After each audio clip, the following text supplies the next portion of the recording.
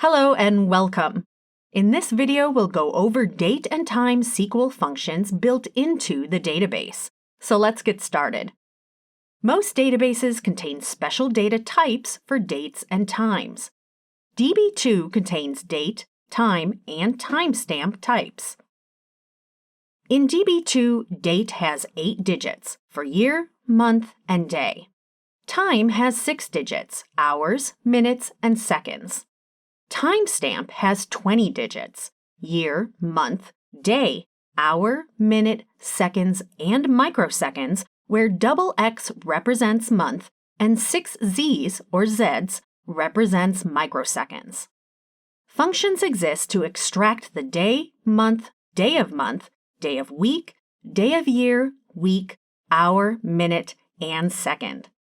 Let us look at some examples of queries for date and time functions.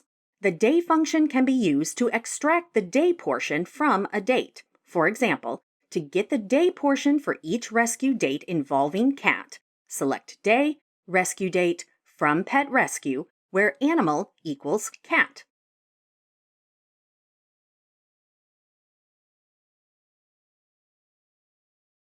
Date and time functions can be used in the where clause. For example, to get the number of rescues during the month of May, that is, for month 5, select count, from pet rescue, where month, rescue date equals 05.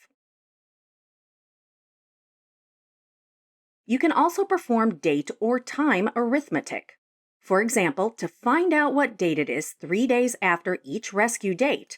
Maybe you want to know this because the rescue needs to be processed within 3 days. Select rescue date plus 3 days from pet rescue.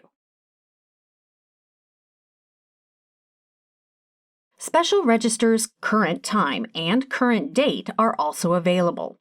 For example, to find out how many days have passed since each rescue date till now, select current date minus rescue date from pet rescue.